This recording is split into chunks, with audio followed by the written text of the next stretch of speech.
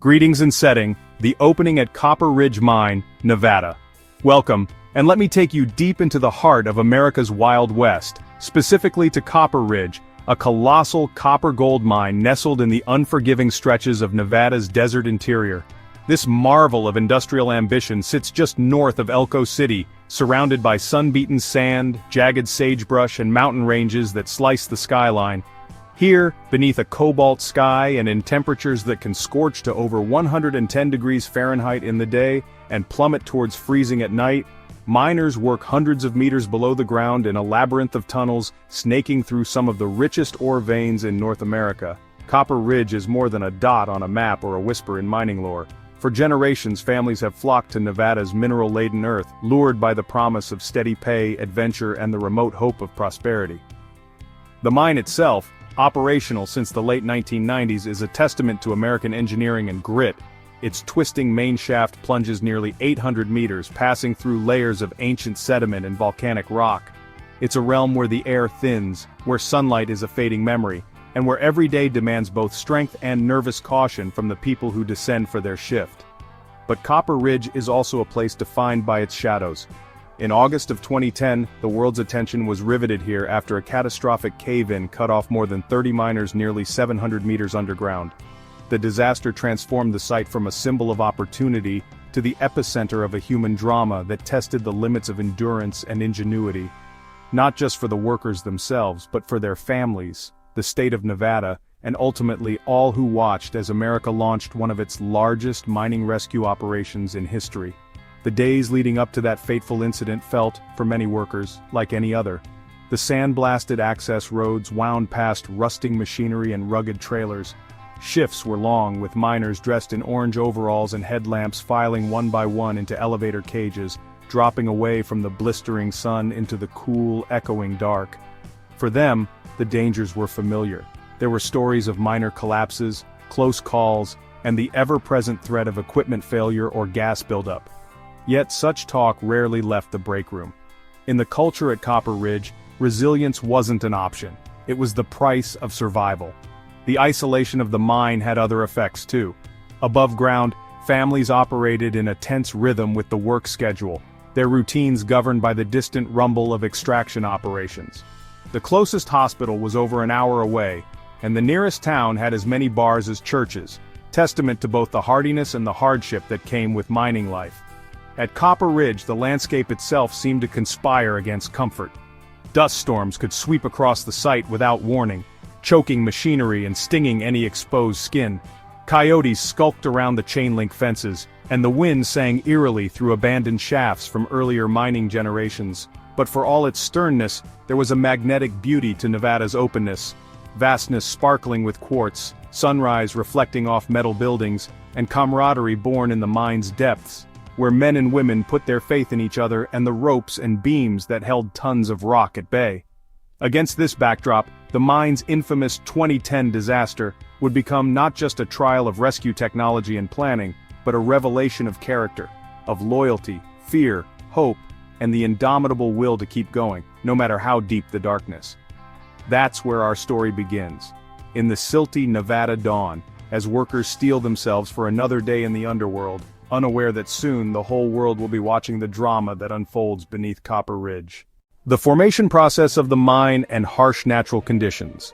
Before Copper Ridge became a name inked in mining company ledgers and family histories, the land was known for its unrelenting hostility and its promise of riches.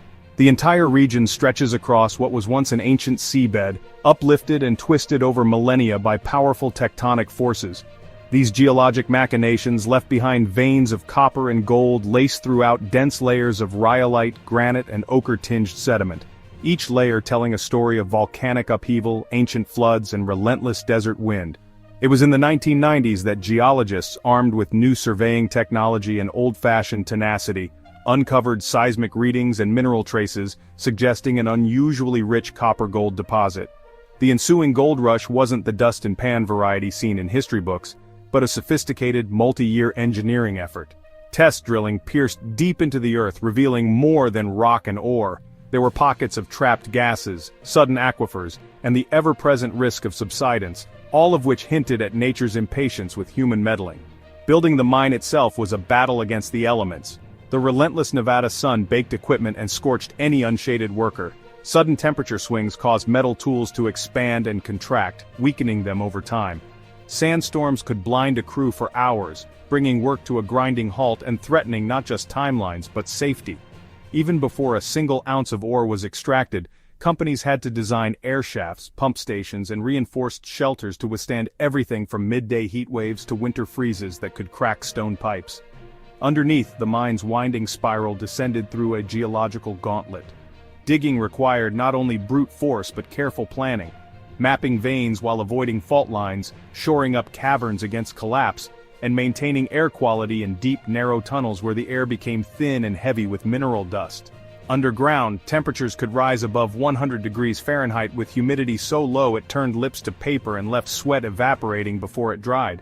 Where surface winds buffeted trailers and tents below ground, workers moved through a still, stifling quiet, except for the echo of drills and the ominous groans of shifting stone. The biological cost was high as well. Isolation bred fatigue and the ever-present risk of dehydration or heatstroke. The mine's remoteness meant that an accident could leave workers hours from real medical help. Rattlesnakes, scorpions, and the occasional lost coyote found shelter in forgotten shafts or machinery enclosures.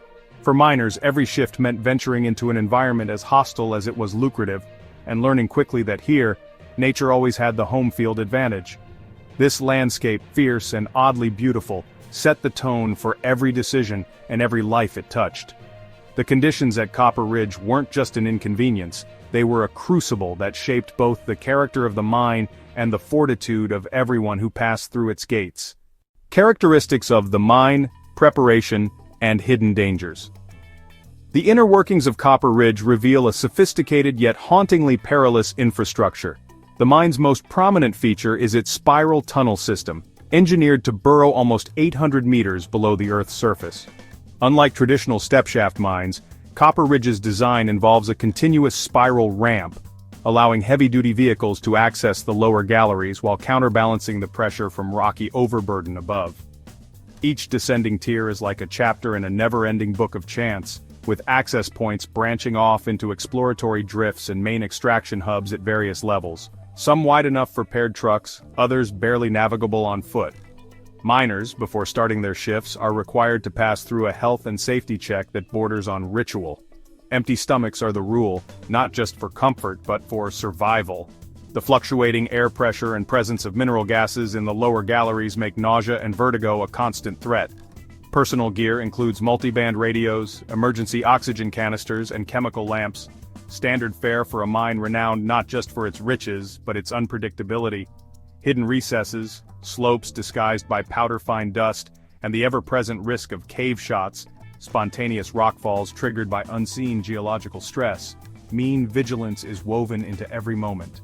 To counter these dangers, 2 reinforced emergency chambers have been installed, one at 600 meters, another at the deepest 700-meter level, each stocked with enough water, rations, and basic first aid supplies for a small crew to last several days. Still, these safe havens rely on airtight seals and battery packs, and are never designed for long-term survival. Air quality sensors monitor rises in carbon monoxide or drops in oxygen, but sharp spikes can occur without warning, signaling a gas pocket breach or an unexpected machinery fire. Audible alarms can mean evacuation drills, or the onset of real calamity. Copper Ridge's long record includes brush-ins with methane seepage, dust explosions, and near-miss collapses, some occurring in parts of the spiral now walled off by debris. Equipment failure, whether a snapped elevator cable or a jammed haul truck, has the potential to isolate whole teams deeper than the reach of immediate rescue. Despite constant safety briefings, the underlying mentality remains. The earth below Nevada is both generous and capricious, demanding unyielding respect, and a readiness to face the invisible dangers lurking with every descent into the deep. The operating company and its checkered past. The story of Copper Ridge can't be told without delving into the entity that controlled its destiny, Western Prospects Mining. From the beginning, the company was a magnet for both hope and contention. Headquartered in Denver, Colorado, Western Prospects was a big player in the American mining industry, specializing in hard rock mining throughout the western states. Their ethos was built on expansion, technological prowess, and maximizing short-term yields. a formula that worked wonders on spreadsheets but not always for worker safety. In the 12 years leading up to the Copper Ridge disaster, Western Prospect's record was marked by a steady drumbeat of safety violations, regulatory clashes, and bitter labor disputes. On paper, the wages were among the best in the sector, a dangling incentive irresistible to workers from Nevada, Utah, and even as far away as Oklahoma and Texas. The promise was clear: long shifts in exchange for life-changing paychecks. Yet behind the generous exterior, audits by the Mine Safety and Health Administration, MSHA, regularly turned up overlooked repairs, outdated ventilation plans, and cut corners when production deadlines loomed. Equipment that passed muster might be little more than patched-up machinery kept running by necessity rather than prudence. The risk came at a cost. In just over a decade of operation, Western Prospects reported 9 fatal mining accidents at Copper Ridge, each linked in some way to systemic lapses: a misjudged blast, a collapse in a poorly reinforced drift, or a silent buildup of carbon monoxide that went undetected until alarms sounded too late. For every major incident brought to public attention, a string of near misses flickered through shift reports: backhoe slips, falling debris, and recurring ventilation failures after heavy sandstorms clogged air intakes. The bitterest labor strike on record erupted in 2007, after 2 fatalities in a single month, an event that drew national news crews and forced a days-long suspension of operations while unions and management publicly blamed each other for the tragedies. Despite these red flags, Western Prospects stayed well within the boundaries of the law, thanks in part to a web of legal appeal processes, lobbying, and the simple fact that enforcement resources were stretched thin across the vast mining districts of the American West. Even after the state's labor department imposed hefty fines and required temporary closures for safety upgrades, those interruptions rarely outlasted a change of fiscal quarter. As is often the case in remote branches of heavy industry, short-term profitability and employment statistics overshadowed long-term questions about liability and sustainable working conditions. Still, copper and gold from Copper Ridge kept flowing to market, fueling both local economies and distant corporate shareholders. For many in company housing, the memory of lost co-workers was always close. Stories of the bad winter of 2002, when underground pumping failures nearly led to a catastrophic flood, or the legendary near cave-in of 2009 haunted coffee breaks and late-night radio chatter. The company's public relations department churned out reassurances about new zero-incident campaigns and high-tech monitoring tools. Yet everyone on site knew the reality. Under the desert sun and the weight of a mountain, every shortcut came with a hidden tag, sometimes paid not in dollars but in lives. The fateful day. A morning in August 2010. It was a morning like any other at Copper Ridge Mine outside Elko, Nevada. At least, that's how it began. The desert sun had only just started to illuminate the endless stretches of sagebrush and granite, but already the first shift was lacing up their dusty boots. For these miners, dressed in rigid orange coveralls, palms calloused by years of hard labor, August meant survival against heat, exhaustion, and the constant background hum of heavy machinery. No one suspected that ordinary routine was hours away from careening into national headlines, forever altering their lives and the fate of the mine. The Copper Ridge team, 33 men that day, started with familiar banter and slow sips of burnt coffee in the prefab break room perched above ground. Some swapped stories about kids and distant hometowns, Salt Lake City, Amarillo, the Nevada backcountry, while others checked gear, radio batteries, and the stash of lunchboxes. The air buzzed with anticipation as the main elevator, what they dubbed the cage, shuddered to life.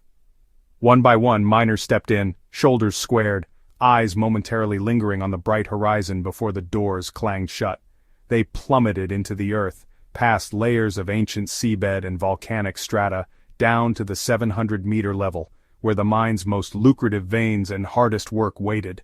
Inside the spiral ramp and auxiliary galleries, artificial lighting flickered, briefly carving out shadows twice their size on the damp tunnel walls. The temperature rose steadily, humidity thickened. Still, this was just another workday underground.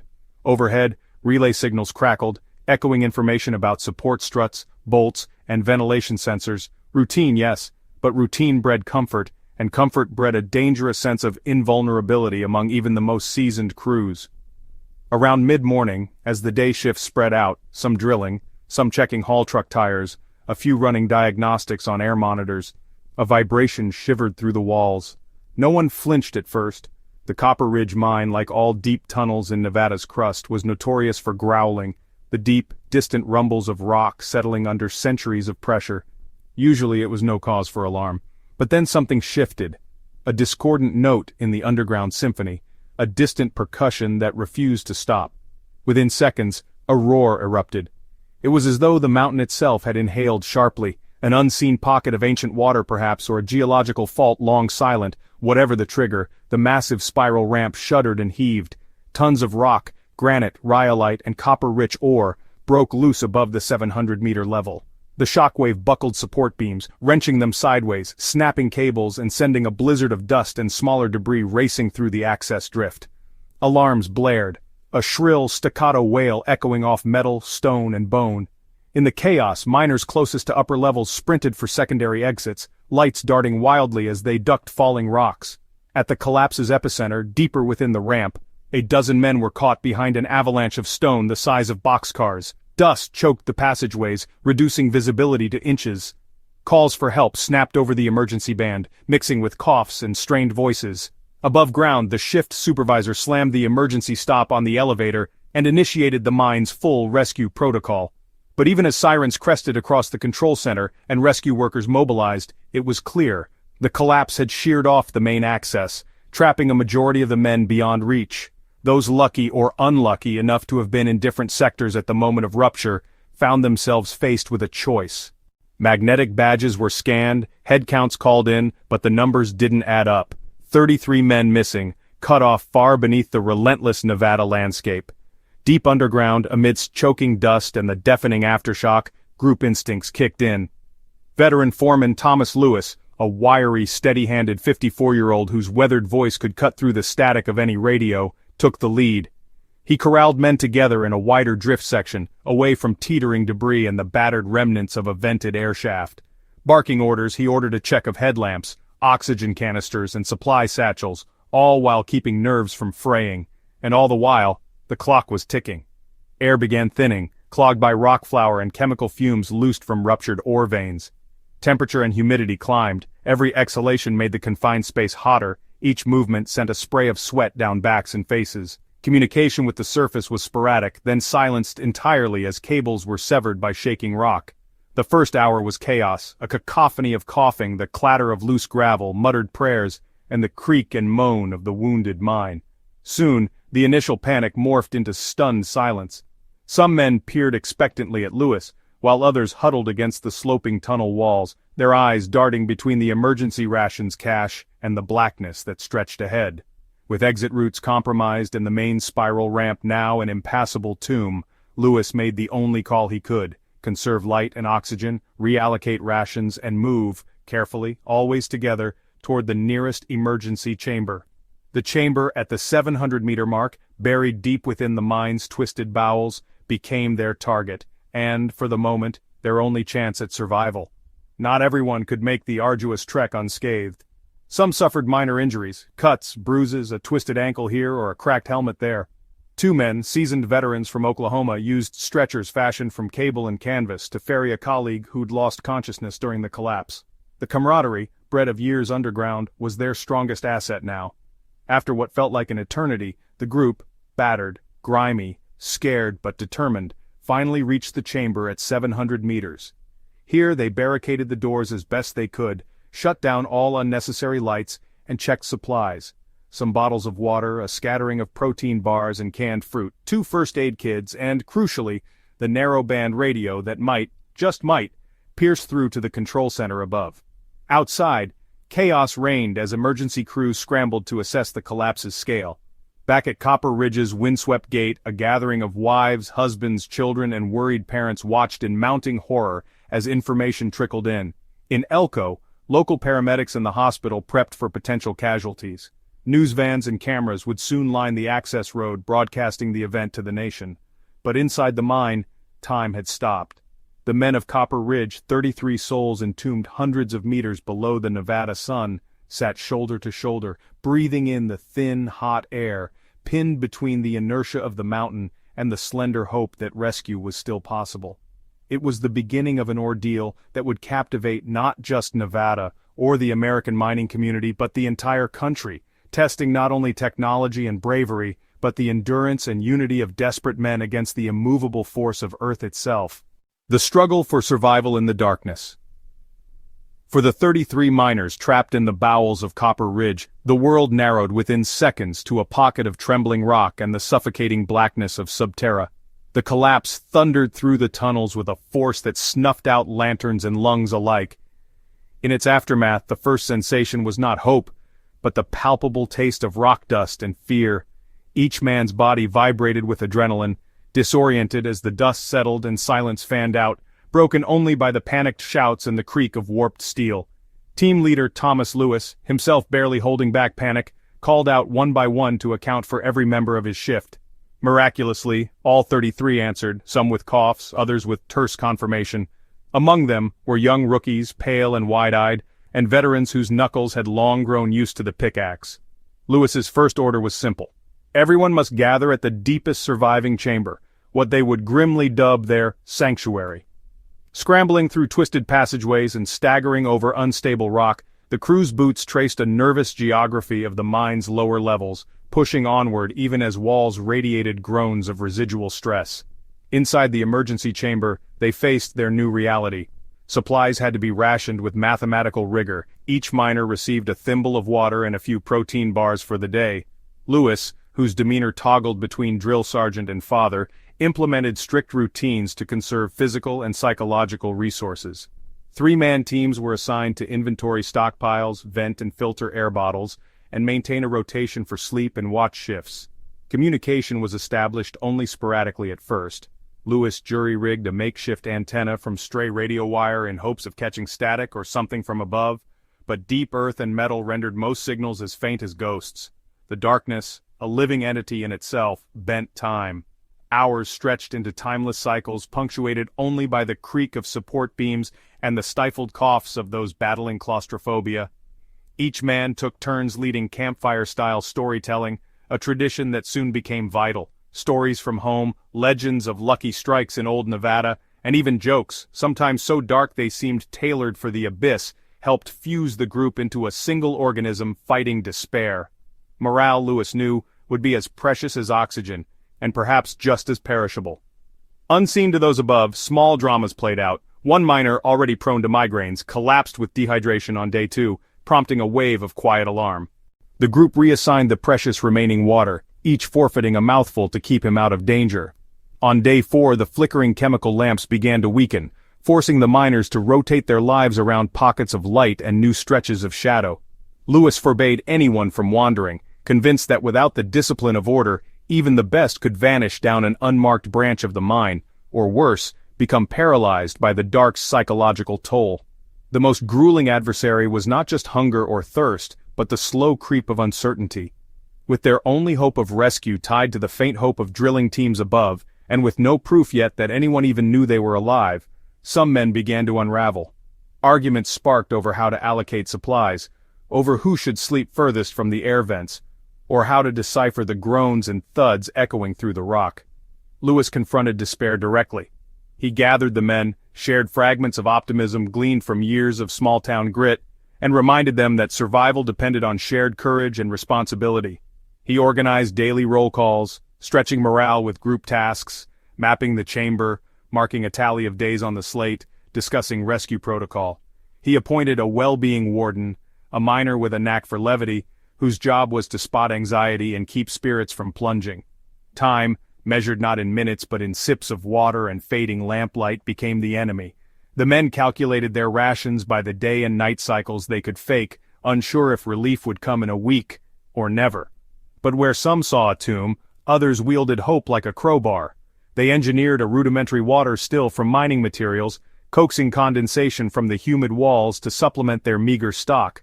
Using broken communications cables, they repurposed wire to strengthen a makeshift barricade at the most unstable tunnel juncture, buying themselves peace of mind from aftershocks and stray rockfall. The solidarity forged under pressure became their greatest insurance against panic's contagious spread, and all the while, above ground, every minute lost was another minute that would be tallied in the ledger of possible survival. But below, hearts beat on stubbornly, bloodied hands found new ways to work, and the battered helmet lamps flickered not just with light, but with the thinnest thread of resolve. The unyielding darkness of Copper Ridge had become, paradoxically, the greatest test of community, one fought inch by inch in the grip of shadow by men who refused to let go. Despair and hope, navigating the abyss underground. In the suffocating isolation beneath Copper Ridge, days and nights blurred together, forming what felt like an endless haze of waiting. The first cruel weeks saw despair settle over the 33 miners like a heavy shroud, thickened by stale air, gritty dust, and a persistent, gnawing hunger. The men could not distinguish dawn from dusk. Their only clocks were the routine of rationing, the rhythm of breathing, and the slow fading of lamp batteries. The prison of earth pressed on both flesh and spirit. Despair took on many forms. For some it was silent withdrawal, men who stopped speaking, whose eyes stared at the rock wall, lips moving in silent prayers for wives, parents, children far above. Others expressed their pain outwardly, quick to snap an argument over slivers of food or position closest to precious air vents. Claustrophobia, a persistent but often secret fear, became explicit under such pressure. One miner succumbed to heaving panic attacks, necessitating constant vigilance from teammates to stop him from fleeing into hazardous unlit shafts. Nightmares haunted those who slept, as even rest became fraught with visions of walls closing in, or of rescue tunnels collapsing. The temperature in the chamber fluctuated unpredictably. Some nights proved so cold that men huddled together for warmth, their breaths condensing on helmet visors, while other days brought stifling airlessness, each breath barely sating the body's primal need for oxygen. As the crisis crept onward, the psychological weight of their predicament intensified. The absence of news from the surface twisted hope into a torment. Why hadn't they heard anything? Did the world even know they were still alive? Would rescue come in time, or was this chamber their collective tomb? Yet within that crucible hope persisted, at first as a flicker, then as a sturdy ember tended by force of will and solidarity. Group leader Thomas Lewis, battered yet unyielding, realized early on that hope was as vital as air. He enforced a strict daily routine, not just to preserve supplies but to conjure a sense of normalcy against the chaos. Each morning, such as it was, they began with roll call and a moment of shared silence. They created a roster for basic chores, clearing dust, checking the makeshift water collector, and maintaining an inventory of rations. Such structure, however simple, anchored drifting minds and gave each man a role, helping to resist the pull of helplessness. Thomas assigned specific responsibilities tailored to each miner's temperament. The most anxious were given monitoring jobs where vigilance mattered, keeping them busy and distracted from worst-case scenarios. The most stoic became emotional anchors, circulating words of encouragement and checking in on teammates. Those with technical know-how brainstormed new ways to extract condensation from the walls, or to reinforce unstable sections of the chamber using broken tools and rock. Intuitive problem-solving became not just a way to fill time, but a lifeline. Every small triumph, a few extra ounces of water coaxed from a pipe, a safer lamp mount, even a minor improvement to the airflow, built collective hope, one ingenious tweak at a time. Remarkably, storytelling became the soul of the group's resilience. Every day after meals, such as they were, the miners gathered to recount tales from above, the birth of a child, the memory of a long-ago Christmas, tales of wild horses on the Nevada scrub. Sometimes they invented stories, spinning yarns about their own rescue or what they would do with their bonuses when they made it home. These shared narratives allowed grief and longing to be aired, not bottled. It was through laughter and legend, argument and memory, that bonds deepened, transforming strangers and passing acquaintances into an accidental family. As the ordeal continued with no sign from above, faith was both tested and reinforced. Some men clung fiercely to religious ritual, offering prayers at regular intervals, leading group meditation, or reciting passages of scripture committed to memory. Others found their faith in camaraderie, in the visible strength of their leader, or in the resourcefulness of the team. No single philosophy dominated, but in the crucible of stress and deprivation, all found solace in the routine of mutual care. Days into their captivity, a breakthrough occurred. Using lengths of wire and luck, they at last managed to pick up a faint, distant radio signal, static punctuated by what sounded like tapping from above. A cheer broke the oppressive silence. It was not direct contact, and no words registered, but it kindled a palpable hope. From then on, even the most discouraged started to believe that rescue teams may be within reach.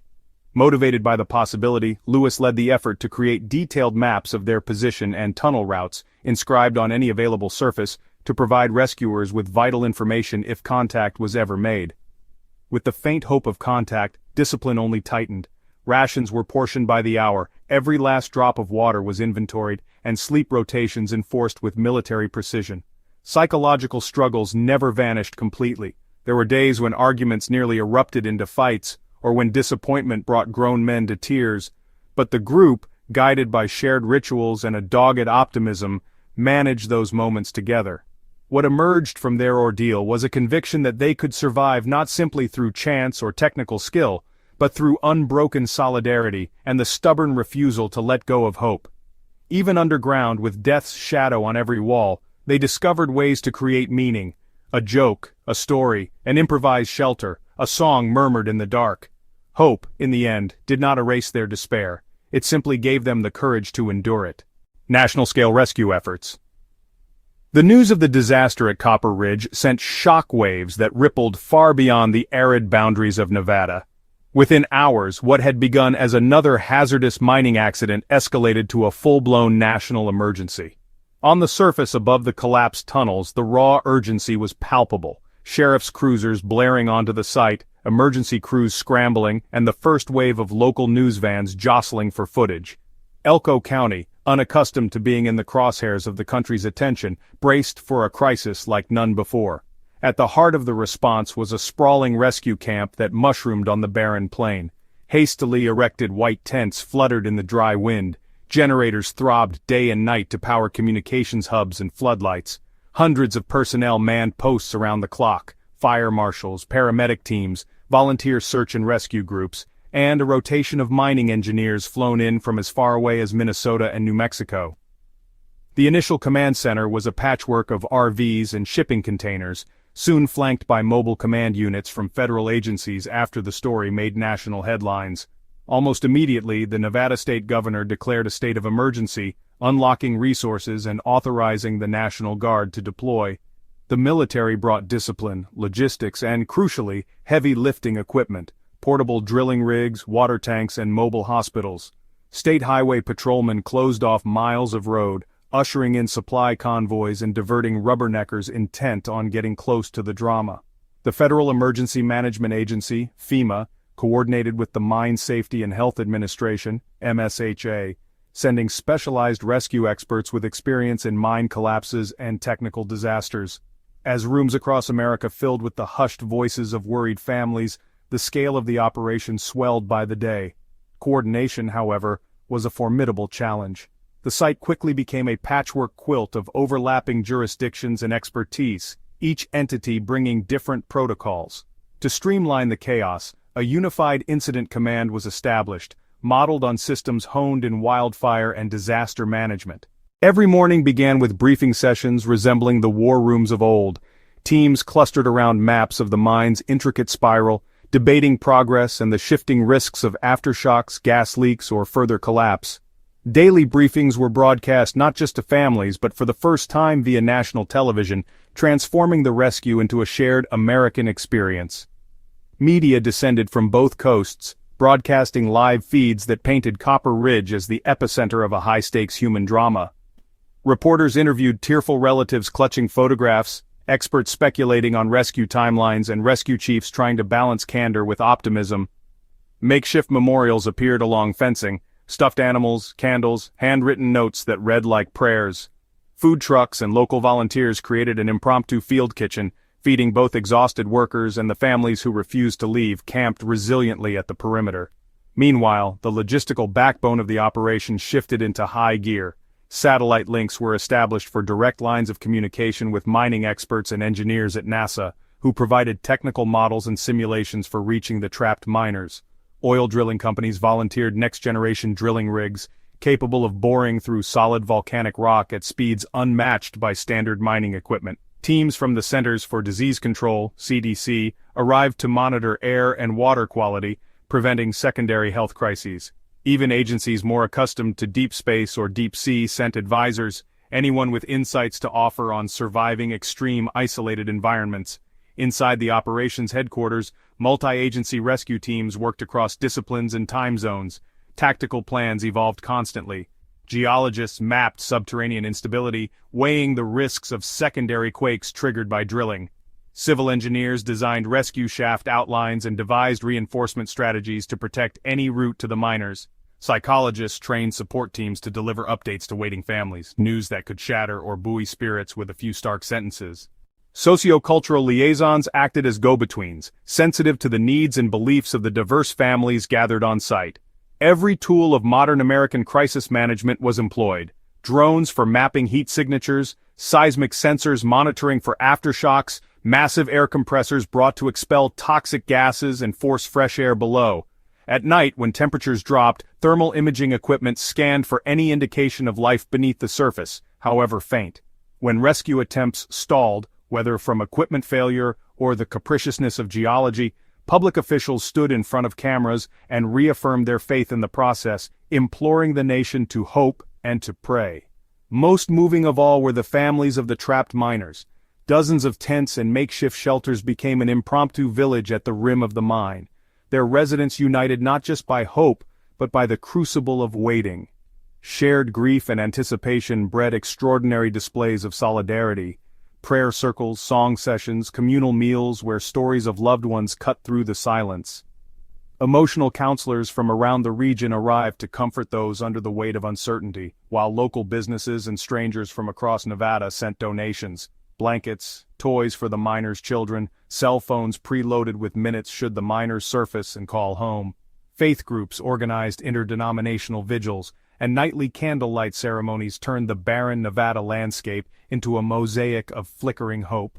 The rescue became a test of not just technical acumen, but collective will, bringing together people from backgrounds as disparate as Silicon Valley engineers, Native American shamans, retired miners, and Cub Scout troops.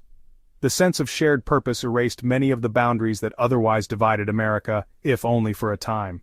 As the days turned into weeks, the psychological tension mounted, not just for those below, but above ground as well. Organizers quickly recognized that the well-being of the waiting families was as critical as the search for a rescue solution. Crews set up public viewing areas where loved ones could watch live feeds of drilling and rescue operations, see maps detailing new tunnel progress, and leave questions for nightly briefings. Teams of clergy and therapists rotated on call, comforting children with bedtime stories and reassuring adults with honest, if sometimes sobering, assessments. Resilience became contagious. When a particularly stubborn layer of stone stalled the primary drill, volunteers responded with shovels and sandbags to fortify the next approach. Innovations and improvisations flourished. Food shipments doubled as morale care packages, arriving with personal notes and drawings from schoolchildren worldwide. Music was piped into the campsite. On weekends, local musicians performed between drilling shifts, their songs both a distraction and a call to perseverance. National Guard medics ran impromptu clinics for minor injuries and illnesses within the growing encampment, making sure no one felt left behind as the nation watched. Politically, Copper Ridge turned into a stage for unity as well as scrutiny. Senators and even the president addressed the nation, calling on Americans to support the rescue. The tone was neither partisan nor detached, but one of collective responsibility. Donations from private citizens poured into relief funds. Well-wishers volunteered everything from skilled labor to handmade prayer shawls. In the background, investigative teams documented every step, ensuring that the mine's operators and government agencies maintained transparency and accountability under a relentless national spotlight. As rescue plans solidified and specialized equipment arrived, hope coalesced into determination. The technical and emotional obstacles remained formidable, but the breadth of response, resourceful, relentless, and deeply human, ensured that the nation for a moment became a single extended family, united by the urgent need to see 33 lives returned safely to the surface. The rescue attempt at Copper Ridge, for all its strain and heartbreak, became a living testament to America's capacity for compassion, innovation, and unyielding hope. The first drilling, searching for life. As days inched by without direct contact from below, above-ground rescue efforts at Copper Ridge began to fixate on a singular, desperate goal, determining if anyone was still alive in the shattered labyrinth far beneath the desert surface. The initial chaos of triage and planning slowly gave way to a phase defined by technology, ingenuity, and the slow, maddening passage of time. Families and officials alike realized that hope, however faint, depended on the success of the first exploratory drilling operations. The terrain posed daunting technical challenges. The mine's main shaft, now mostly choked by rockfall, had become a tomb impossible for direct descent. Engineers predicted further disturbance could trigger additional collapses. Since the traditional access points were unusable, rescue crews focused their efforts on precision drilling. Attempts to bore down through nearly 700 meters of unpredictably layered stone to intercept air pockets and sound for signs of life. Geologists worked in close collaboration with civil and mining engineers, poring over historical diagrams of the mine and studying seismic data from the collapse. Where exactly should the first drill bit meet resistant Earth? The location of the trapped group was only an educated guess, calculated from last known shift patterns, the timing of the disaster, and best estimates of how they might have retreated to safety chambers. As somebody privately admitted, choosing the wrong spot meant more than wasted time. It could shatter fragile pockets of air, or even cause lethal vibrations underground. The drilling rigs themselves were monsters airlifted in from oil fields and mining sites across the West, some so large that new roads were bulldozed just to bring them within reach of Copper Ridge. Every rotation of the bit was monitored by a crowd of experts and anxious onlookers. Too much pressure, and the bit might shatter or jam; too little, and progress crawled at a snail's pace. Work continued day and night under floodlights and TV cameras alike, while on site, family members gathered for communal vigils, awaiting some indication, any indication, of success. It became an agonizingly incremental process. Each drill, aimed from the carefully mapped surface, took days to reach the targeted depth. Technicians listened intently for echoing taps, faint knocks, or even pressure changes that might signal human presence below. Long, quavering silence greeted the first few attempts. The drills either missed potential chambers entirely, or struck pockets filled with debris and mud. More than one team walked away from a failed borehole with red, tearful eyes, their hopes dashed for another night. But giving up was never an option. The rescue operations engineers, driven by both professionalism and powerful empathy, recalibrated their plans after every setback. They swapped out worn drill bits, introduced advanced seismic imaging, and made use of state-of-the-art fiber-optic microphones capable of sensing faint vibrations hundreds of meters below. Each adjustment was scrutinized by experts from agencies as far afield as NASA and private drilling consortiums. No resource or idea was considered too outlandish if it could shorten the miner's ordeal or avert further tragedy. By the second week, the operation had taken on the feel of a moonshot. The working camp above the mine grew with the arrival of additional personnel, food supplies, and spare parts. A tent city of mechanics, geologists, media crews, and crucially, the miners' families, who refused to leave as the hours stretched into an agonizing calendar, became its own temporary community. Amateur radio operators patched in global well-wishers, and a community board displayed the predicted timelines for each borehole, updated with marker pens as shifts changed. Every completed meter inspired brief, almost superstitious rounds of applause. Every jarring stall or blown circuit breaker brought a hush over the entire site. Inside the command hub, the mood was one of focused tension, as rescue directors debated strategy with outside experts over video conferences. Each drill had its own set of risks. Aiming for regions with suspected air pockets could bring relief or disaster, and crew chiefs were painfully aware that the psychological health of those below, if they were indeed still alive, hung in the balance. Engineers were issued strict safety protocols for every change in substrate, as sudden gas emissions or unexpected cave-ins could threaten the whole effort. Then, almost 15 days after the initial collapse, a breakthrough. One of the exploratory bores, rigged with a slender sensor device and a stripped-down speaker, reached final depth and was met, not by the hollow silence that had haunted the previous attempts, but by the sound of rhythmic tapping. At first, it was so faint that the technician on duty doubted her own ears. She called a senior geologist over, then an engineer, and soon a crowd had gathered at the rig's monitoring console.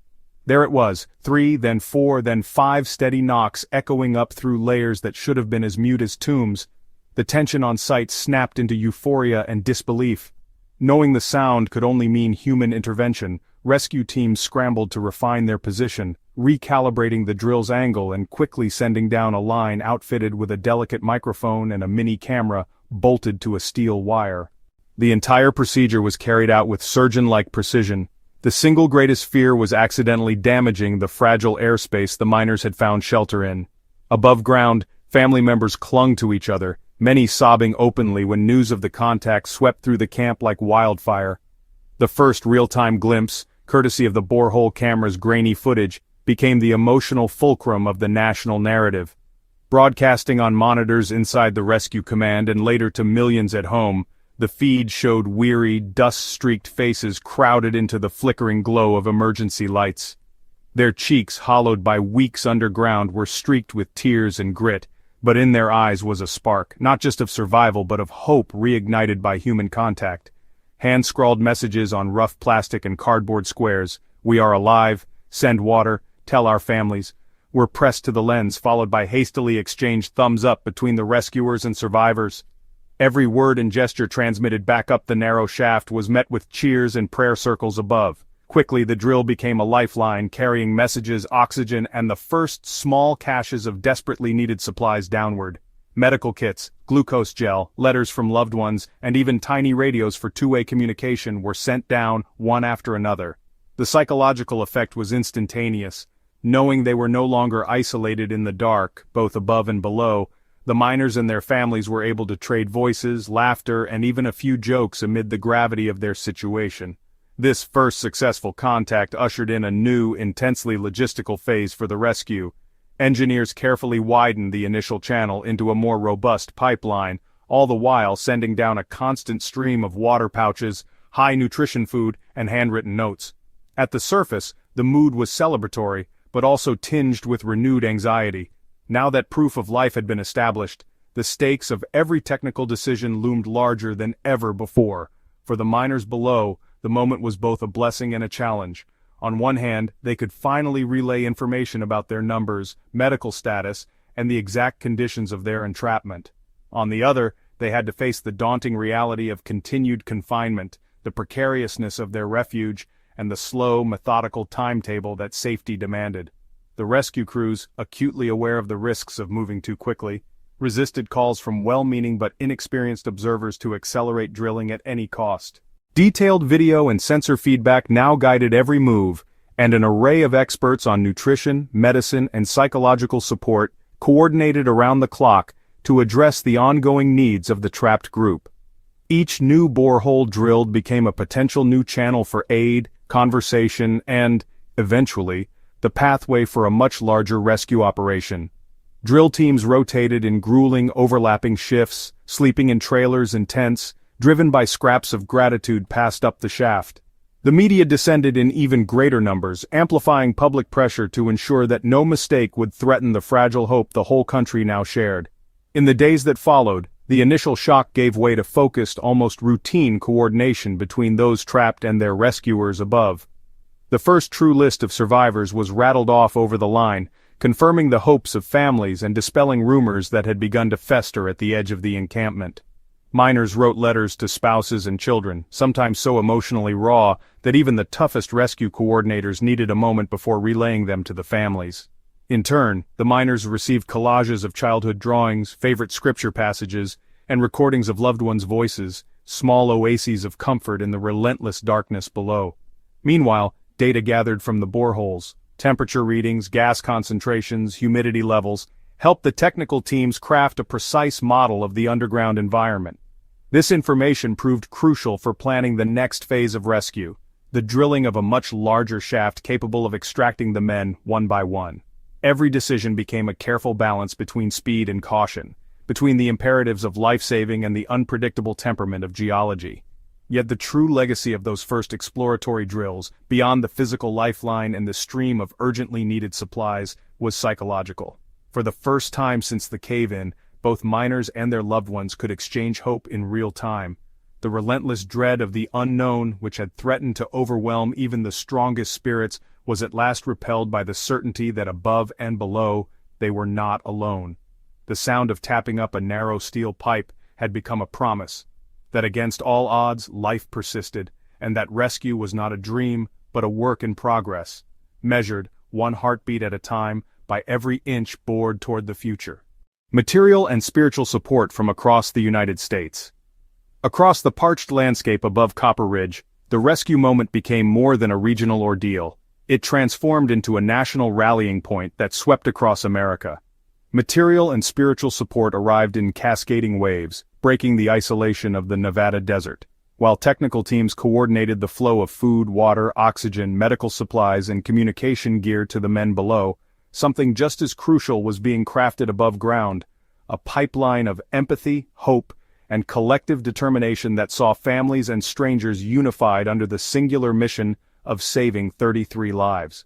From the earliest hours, the logistics of simply keeping the trapped miners alive required resources beyond the capacity of any local entity.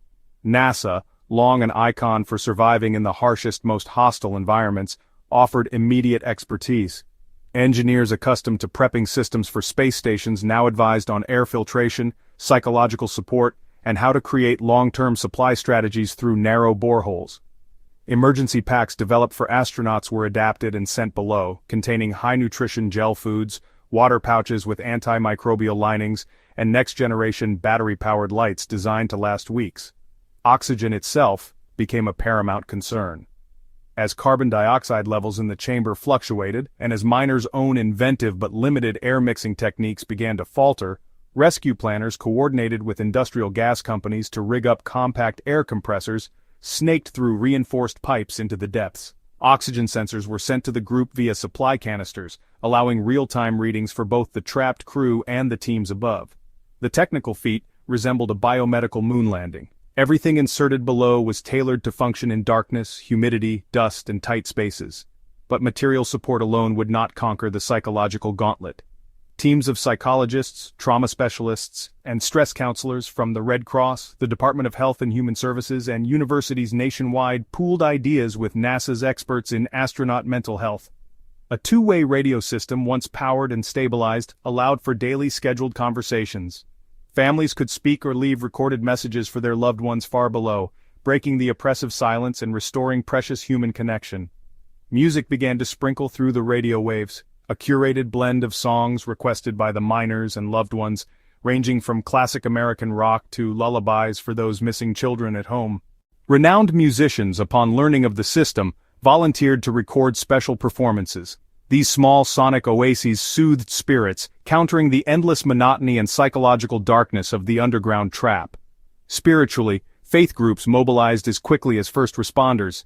Interdenominational vigils were held in churches, synagogues, mosques, and even open fields, with prayer circles beamed into the miners as best as the technology would allow. Local clergy made routine visits to the encampment, offering counseling, scripture readings, and simply a listening presence for families shivering in the night. Volunteers from distant parishes showed up with blankets, home-cooked food, and prayer shawls.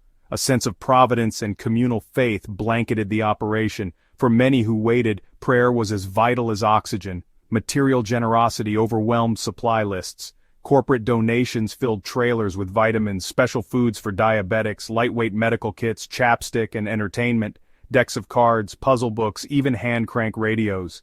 Tech companies donated preloaded tablets, allowing families to send curated video messages and children to share school projects and birthday songs. Random strangers mailed boxes filled with handwritten notes. Sometimes thousands a day were sorted and passed into the communication line, each letter a flicker of encouragement. For the rescue operation itself, the outpouring galvanized efficiency and morale. Portable kitchens staffed by local businesses and chain restaurants fed responders around the clock. Logistics experts from the Army and National Guard streamlined inventory, turning massive donations into categorized pallets that could be distributed swiftly to responders or funneled down the boreholes. Volunteer drivers from as far as Wyoming and Arizona made relay runs to keep the camp stocked with fresh produce, ice, and hot coffee. When word spread that the miners craved certain comfort foods, companies rerouted entire shipments of chocolate bars, jerky, instant noodles, and favorite sodas directly to the site. Meanwhile, emotional counselors held round-the-clock sessions for families, teaching basic resilience skills, offering yoga and meditation classes for those most fraught, and simply sitting in silence with parents and children as another day or night without news passed. Social workers ensured that every family member present, especially children, had a place to rest, toys to distract them, and someone trained in trauma support nearby. Local schools suspended lessons so that classmates could write supportive banners and songs, and the children of miners became miner celebrities, embraced by the nation as its own. As the ordeal stretched from days into weeks, the supply chains adapted with remarkable finesse. Specialized shipments of medication for chronic illnesses, insulin for diabetes, inhalers for asthma, and blood pressure pills were cataloged, labeled, and funneled down to the underground chamber, often accompanied by handwritten instructions from volunteer doctors. When one miner began to exhibit symptoms of anxiety attacks and difficulty breathing, a team of psychologists, collaborating with physicians, devised a communication script and therapeutic prompts, delivered via both radio and written notes, to help him manage panic spells. The personalized touch remained constant. For birthdays, care packages included hand-drawn cards from schoolchildren and birthday candles, with the safety advice to imagine, not light them. When a miner's child lost his first tooth during the crisis, the news traveled down a borehole, prompting grins and jokes throughout the Subterra chamber and resulting in a tooth fairy dollar sent down by a kindly EMT. National newspapers ran daily features on the families, keeping their stories present in the public mind. Thousands sent care packages addressed simply to a miner's daughter or the family at Copper Ridge. Philanthropic organizations coordinated childcare, paying bills and groceries for those with a provider below. Locally, a scholarship fund was seeded for all children of the trapped miners, with universities and private citizens quickly donating in six-figure amounts. Companies suspended mortgage and car payments for affected families, promising no late fees or penalties. Legal aid services provided pro bono assistance to any family needing help navigating insurance, employment, or state assistance forms. For many responders, this groundswell of support provided a mirror image of what was happening below. Just as the miners relied on mutual aid and collective discipline to stave off despair, above ground, strangers collaborated in ways that crossed lines of class, race, and politics. Rival companies set aside competition to share technology. Governors called on one another, trading equipment and expertise. Neighborhoods far from Nevada hosted their own fundraising events, barbecues, benefit concerts, even car washes, all plastered with images of the rescue effort and notes of hope sent westward. News networks set up dedicated nightly windows to spotlight not just progress reports but messages and video greetings for the miners' families. Children's scribbled crayon art was aired nationally, and family members' audio greetings were broadcast live, often bringing tears to responders and broadcasters alike. Celebrities used their platforms to call for support, many donating anonymously, others recording uplifting messages, and some, visiting the site, dropped by to share a quiet word with waiting spouses and frightened children. Importantly, none of this support came without its own challenges. Organizers had to safeguard families from media intrusion, establishing quiet tents where they could rest without being pressured for interviews or TV appearances. Security volunteers and trauma counselors patrolled the encampment, ensuring that moments of grief or elation could be processed privately. Strict protocols were established to verify and catalog all donations, guaranteeing both transparency and proper use.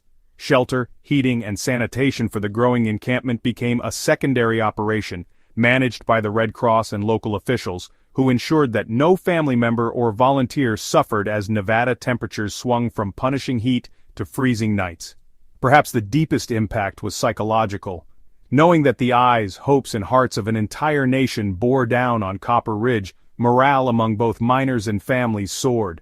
For every whispered worry there was an echo of reassurance from a distant corner of the country. Letters carried Bible verses, cartoons, inspirational quotes, and most importantly the reminder, you are not alone.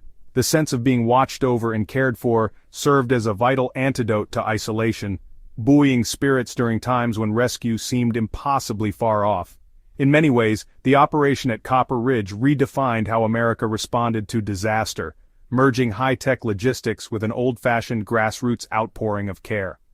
Material support and spiritual solidarity threaded through each layer of the operation, woven together with messages of hope into a single tapestry of national effort. By the time the miners were finally brought to the surface, it was clear that their survival owed as much to the love and ingenuity pouring down from above as it did to any machine or expert plan. The support that reached the bottom of that Nevada mine was not just a list of supplies, but a living signal, echoing the heartbeat of a country determined never to leave its own behind. Dramatic rescue operation with U.S. technology.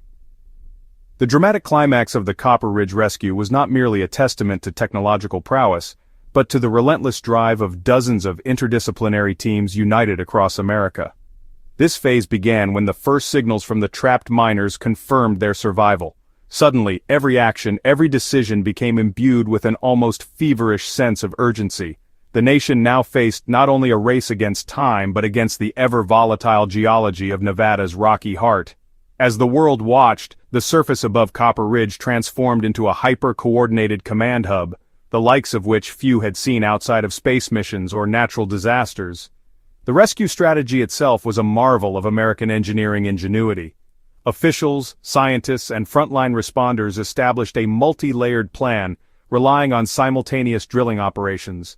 3 separate borehole rescue projects, nicknamed Plan Alpha, Beta, and Gamma, were launched, each using unique expertise and equipment contributed by top-tier oil companies, mining conglomerates, and critically, NASA engineers accustomed to extraterrestrial survival challenges. The heart of all 3 rescue attempts was a simple but daunting problem: how to carve a passage wide and stable enough to pull up 33 weakened men without triggering further collapse. The main shaft was deemed too risky for direct clearance. Instead, engineers adapted oilfield drilling technology, the same kind once used to tap deep-water reserves in the Gulf, to punch precision rescue tunnels through almost 700 meters of volcanic stone, unstable sandwiched aquifers, and boulders large enough to derail even the best-laid plans. Each rig operated nearly 24/7, attended by teams of roustabouts, drill pilots, and remote geologists poring over real-time seismic data. Custom-drilled steel casing was lowered segment by segment, designed to reduce vibration and shield the tunnel from shifting debris. At every stage, teams swapped out drill bits, recalibrated guidance systems, and paused constantly to check against microquakes or new signs of cave-in. One of the greatest breakthroughs came not just from machinery, but from collaboration itself. A joint American-Canadian team led the design of a specialized extraction capsule, a cylindrical steel lifeboat, soon dubbed Phoenix. This capsule had its roots in space capsule recovery, built to carry one miner at a time up the narrow shaft, protected from loose rock by shock-absorbing walls and emergency escape latches, controlled from both below and above ground. The Phoenix was fitted with medical telemetry, communications hookups, oxygen, and even a panic button so that those inside could signal instantly if trouble hit mid-ascent. NASA's involvement was critical, not only in mechanical design but in providing expertise about how to support weak, malnourished humans passing suddenly from darkness and pressure to daylight and scrutiny. Their physicians and behavioral specialists collaborated daily with mining medics and Red Cross teams to design evacuation sequences, medical screening, and quarantine areas to monitor for shock or infection after extraction. Every contingency, from sudden hypertension to panic attacks, was mapped down to checklists and hand signals shared between all teams. Throughout the dramatic weeks of rescue, real-time data from sensors, oxygen, vibration, temperature, was relayed to on-site command centers staffed day and night by analysts and communications liaisons. As the Phoenix capsule was lowered for test runs, every attempt was televised and monitored, both for morale on the surface and to scrutinize procedure for even the slightest inefficiency or risk. The first few empty runs revealed minor but vital issues. One descent caused a slight snag in a bend, another was delayed when a seal failed to hold against a pressure pocket. Each setback resulted in immediate around-the-clock effort to redesign, weld, test, and recalibrate, often within hours. When the time came for the first extraction attempt, an almost electric tension swept across the rescue site, and the network feeds of countless waiting families, reporters, and onlookers around the globe. The plan was as simple as it was terrifying. The Phoenix, loaded with basic supplies and lined with emergency gear, would travel down the shaft. A volunteer miner, the healthiest of the trapped group after medical consultation, was chosen to ride the capsule up first, his harness connected to monitors, radio, and a gyroscopically controlled winch tracked for any anomaly. As the capsule inched through the dark, the surviving miners gathered around, helping their comrade into the vessel and offering final words of encouragement through the radio. The journey upward was agonizingly slow. Above ground, emergency medics lined the receiving tent, monitors flashed and all chatter hushed as the Phoenix broke through to the surface for the first time. A cheer erupted so thunderous it echoed down into the shaft, mingling with the nervous laughter and sobs from those below who now knew rescue was truly possible. Every successful round trip required the capsule to be thoroughly inspected, bolts retightened, seals replaced, and control cables checked for any sign of stress. Miners were extracted based on medical need, age, and their psychological state, a plan designed by teams of doctors and psychologists on site. Some miners were semi-conscious, others required IV fluids and portable oxygen before even attempting the ride up. Each arrival triggered a well-drilled response. Miners were greeted first by medics, hustled for triage and stabilizing checks, then reunited with their families in scenes that quickly went viral across the world. In the moments between extractions, the on-site command teams updated timelines, coordinated ground crews, and reassured families, issuing updates through live briefings so transparent they set a new bar for disaster response in the U.S. Yet, the tension never fully evaporated. Each remaining miner witnessing the capsule's ascent and descent faced a complex torrent of anticipation and anxiety. The descent back down of a newly emptied Phoenix always signaled both hope and fear. Hope that one more life could be saved.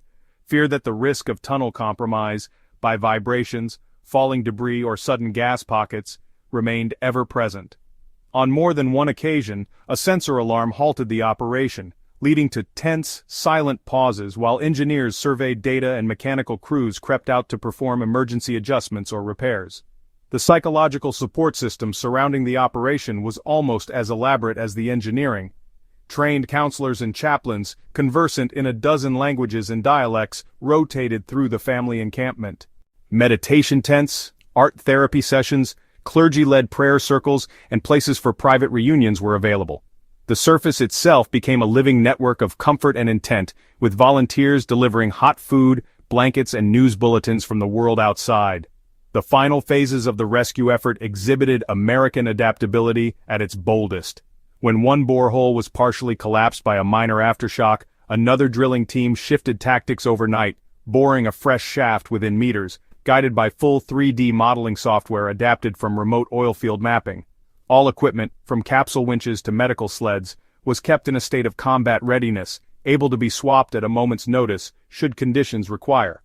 With every life saved, a narrative was forged, not merely of individual heroism, but of collective, cross-disciplinary genius and compassion. By the time the last miner ascended, having survived over 70 days in unimaginable darkness, the Phoenix was an icon not only of American technology, but of international solidarity. Engineers from Canada, Chile, Italy, Japan, and Australia had contributed software, steel, medicine, or consultation. Interviews with the survivors and their families, captured in the whirlwind of joy and disbelief after the final reunion, revealed a mosaic of praise, not just for the machines, but for the communal will and tireless problem-solving that lifted them out of the earth. The Copper Ridge mine rescue became more than an engineering triumph. It became a living exhibit of national resilience and ingenuity. In the aftermath, the Phoenix capsule and many of the customized machines were consigned to museums, their blueprints forming the basis of improved international disaster protocols. For those who bore witness, whether huddled in dust, controlling the winch joystick, or watching, breath held with the rest of the world, the rescue's success was proof that no darkness is absolute, and that when all hands, hearts, and tools are summoned, even the deepest abyss can be breached. Aftershocks and the legacy of Copper Ridge. When the dust had finally settled over Copper Ridge, and the final miner had been hauled above ground, the world's collective breath, held for so many weeks, was finally released. Yet what lingered in the aftermath was far more complex than relief. The rescue had been an extraordinary feat, a testament to the limits of human ingenuity and the depth of collective compassion. But the shockwaves of the disaster, both physical and psychological, would ripple for years. The echoes underground, survivors and their struggles.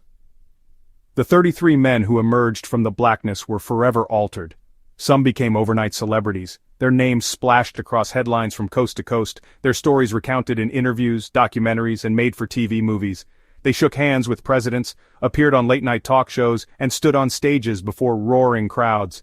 Yet, away from the cameras, their lives were often defined by an invisible aftermath, an ongoing battle with trauma and the darkness under the mountain. For many, returning to a sense of normalcy proved impossible. Nightmares, anxiety attacks, and insomnia stalked there every night. Some grappled with survivors' guilt, haunted by memories of near misses and the faces of fellow miners from disasters past. Marriages and family ties sometimes strained under the pressure. Fame brought scrutiny, while PTSD eroded patience and intimacy. Therapists and support groups became lifelines. An independent study by a Nevada university, conducted 6 months after the rescue, recorded increased rates of depression, alcohol use, and even joblessness among the survivors, despite generous corporate settlements and offers of employment. The hero label, so easily applied by the public, was both a badge of pride and a heavy shackle. Families, community, and the social fabric. Above ground, the families who had waited out those endless weeks bonded in ways few could fathom. Some friendships became lifelong. Church groups and local organizations established scholarship funds for the miners' children, and annual reunions became rituals for those who had shared the encampment at Copper Ridge. Still, the trauma of waiting, of endless not knowing, had its consequences. Counselors reported that children of several trapped miners developed newfound fears of darkness and separation, and spouses described persistent anxiety whenever a loved one returned to shift work. The tragedy rippled outward, marking the whole community.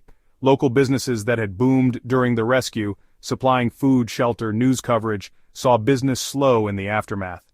For a time, Elko and surrounding areas wore their connection to Copper Ridge as a badge of honor, but also as a shared scar.